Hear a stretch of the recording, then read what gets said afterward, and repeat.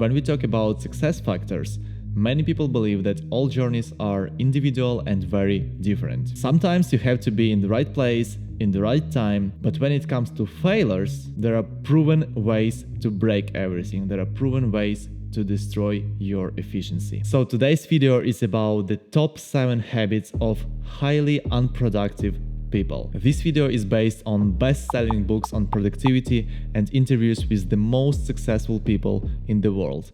Let's get started. On this channel we talk about business, startups and overall productivity. But none of that makes any sense if your life consists of destructive habits that prevent you from actually using your knowledge and taking action. The first one is perfectionism. Before doing anything, it has to be perfect. I have to be perfect. I am not ready yet.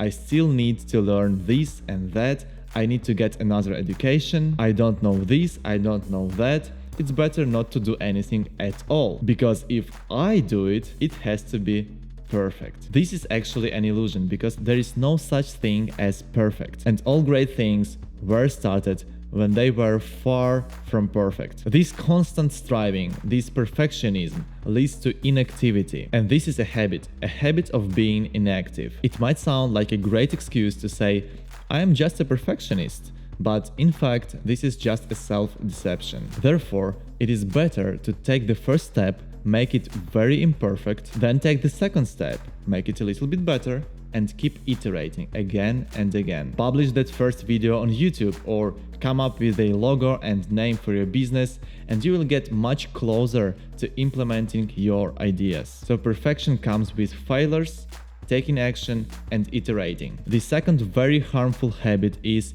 devaluation of everything, mainly yourself. This leads to eternal self-doubt.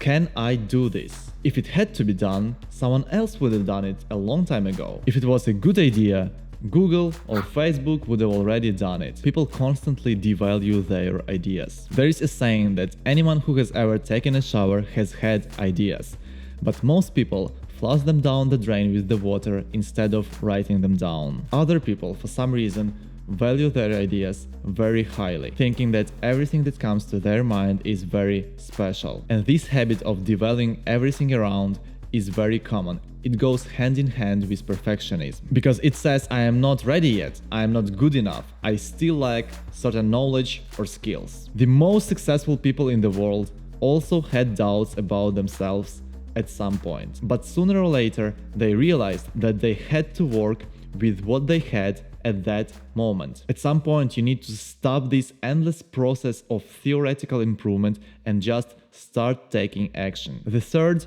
perhaps the most important habit of ineffective people is cynicism. It always surrounds us. Yes, that's them, it's corruption, the world is going to hell, why bother doing anything at all? These types of statements are actually the cheapest, safest way to relieve stress, because you either need to run and take action or find an excuse blaming others. Why bother doing anything if we have a recession this year? There is uncertainty, and every 5 years there is a crisis. And you know, my friend, he started something a year ago, and where is he now? So this habit is very destructive, but it is also understandable from a human psychology standpoint. We need to relieve stress.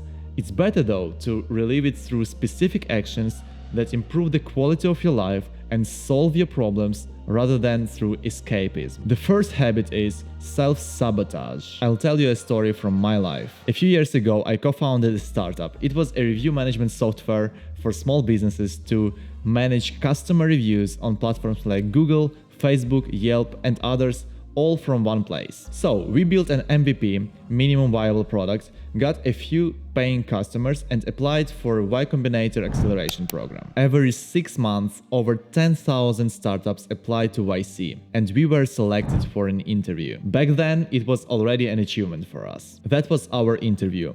This is me, these guys were my co-founders, and this is Jared Friedman, the YC partner. So we had around 2 months between our application date and our interview date. In 2 months, we made zero progress, just couldn't sell it. And during that time, we also received a lot of feedback from potential investors saying that it was a so-called red ocean, so many startups were doing the same thing as us, and we needed a lot of traction to actually raise funds. Since we didn't get any traction during those 2 months, we really panicked and sabotaged ourselves. We decided to pivot 2 weeks before the interview.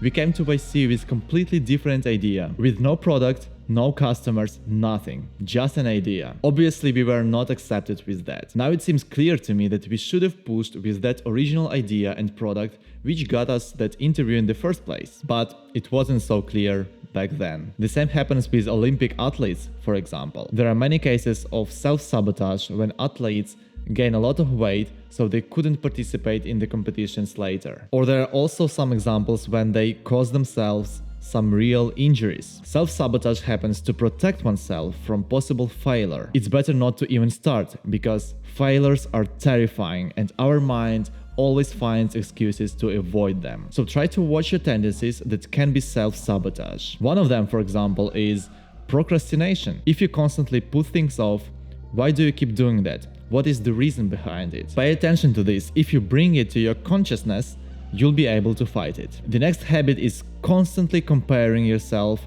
with everyone else. This friend of mine is always traveling around the world. This one has 3 children, a great family, built a house. That one has already built a successful career. And where am I comparing to them? This is a way to nowhere, because you have your own journey. You have your unique story, and your story will never become someone else's story. It is not possible to be best at everything. Comparing yourself in basketball with Michael Jordan one day, comparing yourself with Jeff Bezos in business another day, and trying to constantly be the best in the world. Well, it seems like a good idea, a high standard, but in reality it leads to a low self-esteem, low levels of happiness, and low levels of energy. And now it is easier than ever. Before, a long time ago, we could be the best at something in our village, in our place. Now we can compare ourselves to the whole world. Almost everyone is accessible on social media. And it has become very hard to be the best at anything, because there is always someone somewhere better than us. Therefore, the sooner we start comparing ourselves to ourselves from yesterday to our own potential, the faster we start taking the right steps forward. The next one is the gap between theory and practice, and the habit of staying in theory. Yes, we know everything. We know how to eat, we know how to sleep, we know how to maintain healthy relationships, we know everything about building a company. It's all clear, and everyone knows how to do it right. But the gap between theory and practice is huge, and very few people are inclined to take action rather than remain in theory. And the question is, if I have all this knowledge and it is not being used in my life, it is not manifested anywhere, why do I need it at all? It doesn't play a role. But still, for some reason, people have a tendency to collect knowledge forever and just grow that gap. And in the end, the habit of not using this knowledge develops, just storing it in a backpack somewhere on a shelf, and so this knowledge becomes meaningless. And the last habit is the habit of low energy. And yes, it is a habit. There are a lot of highly energetic people, and it doesn't just happen. They actively bring themselves into this resourceful state. They are very careful about everything that gives them energy, motivation, and inspiration. At the same time, there are people for whom low energy levels are a new standard. And of course, it is very hard to do anything from such a state. I definitely recommend you to listen to Andrew Huberman's podcast. He shares many practical tools on how to keep your energy level high, and it is all based on scientific studies, so make sure to check it out. That's it for today. I wish you to introduce only beneficial habits in your life and avoid destructive ones as much as possible. Thank you so much for watching this video, and I am looking forward to seeing you again in the next one.